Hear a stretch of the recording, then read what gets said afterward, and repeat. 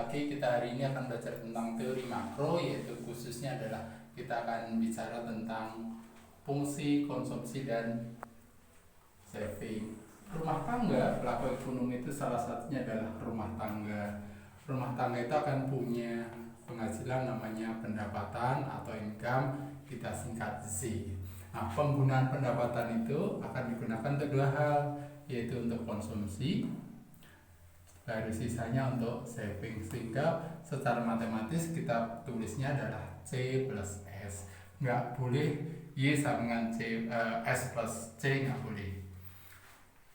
Nah, besarnya konsumsi artinya naik turunnya konsumsi seseorang itu akan dipengaruhi oleh besarnya pendapatan.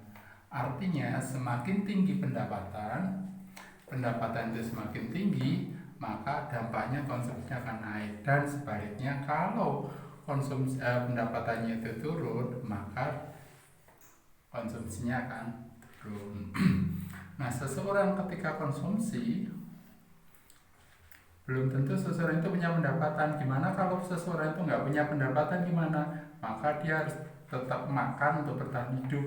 Maka secara matematis itu namanya kita kenal dengan konsumsi otonom, yaitu besarnya konsumsi ketika seseorang itu nggak punya pendapatan.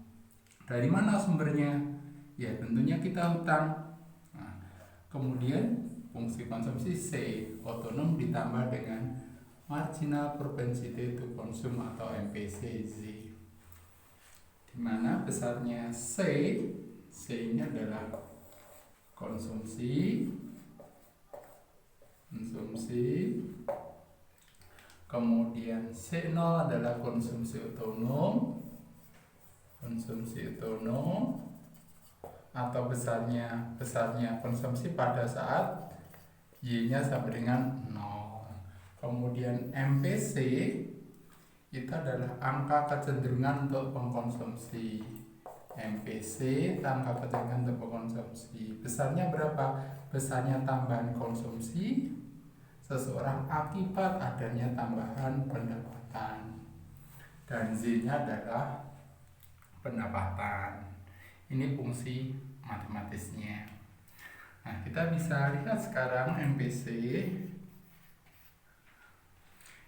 yang tadi kita tuliskan besarnya tambahan konsumsi sebagai akibat adanya tambahan pendapatan. Jadi kalau seseorang itu punya pendapatannya naik, misalnya dari 1000 menjadi 1500, ada tambahan 500 itu digunakan untuk apa? Nah, sebagian besar pasti digunakan untuk menambah konsumsi, sehingga besarnya MPC itu adalah dia lebih besar daripada 0,5 tapi lebih kecil daripada 1.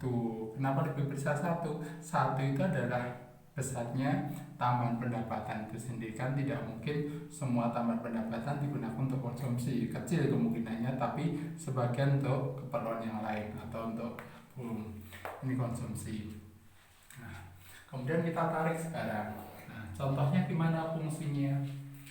Nah, secara matematis kita bisa lihat, misalkan saya punya fungsi konsumsi 100 ditambah 0,75 Y, maka ini namanya konsumsi otonom, ini namanya adalah MPC.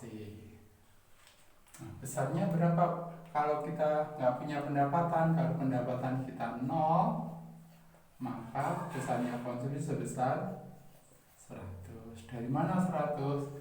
100 hasilnya adalah 100 ditambah 0,75 dikalikan 0 karena Y-nya 0, sehingga C sama dengan 100 positif 0, sehingga C sama dengan 100. Ini fungsi konsumsi. Nah, sekarang kalau kita lihat tadi kita menulis ini Z sama dengan C plus S. Nah, savingnya berarti berapa?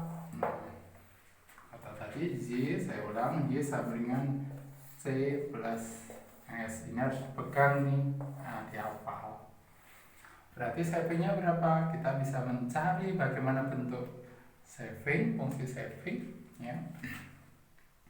saya bisa lihat sekarang tadi saving itu adalah sisa dari pendapatan setelah kita kurangi dengan konsumsi. Jadi saving itu residu. Residu itu kalau kita punya pendapatan misalkan 1 juta gitu, untuk konsumsinya 750, berarti savingnya 250 sisa. Tapi kita mengutamakan dulu adalah konsumsi karena kita untuk bertahan hidup, untuk hidup, bukan untuk nabung, karena nabung itu untuk keperluan masa depan ya. Kalau kita punya lebih, kalau nggak punya lebih ya nggak usah nabung. Nah, sehingga kalau S sama dengan Z min C, tadi C kita ambilkan tadi dari C adalah konsumsi otonom ditambah dengan MPCJ. Sehingga kalau persamaan ini kita substitusikan, saving sama dengan Z minus konsumsi otonom ditambah MPCJ. Kalau kurungnya kita buka, Z sama dengan minus konsumsi otonom, min dikalikan plus menjadi minus MPCJ. Nah, karena yang mengandung komponen Y kita jadikan satu ini, maka akan ketemu Z minus MPC Y minus konsumsi otonom. Yang komponen Z nya kita keluarkan. Nah, dalam kurung 1 minus MPC Z minus konsumsi otonom. Sehingga kalau ini kita rubah susunannya, itu akan menjadi minus konsumsi otonom plus 1 min MPC Z. Ini fungsi savingnya. Nah, sekarang kalau fungsi saving itu saya tulis dalam bentuk lain seperti ini, nah, MPS itu apa? Sama dengan MPC. MPS itu adalah pesannya kecenderungan untuk mengkonsumsi, artinya tambahan saving akibat ada tambahan pendapatan. Oke, sampai ini dulu.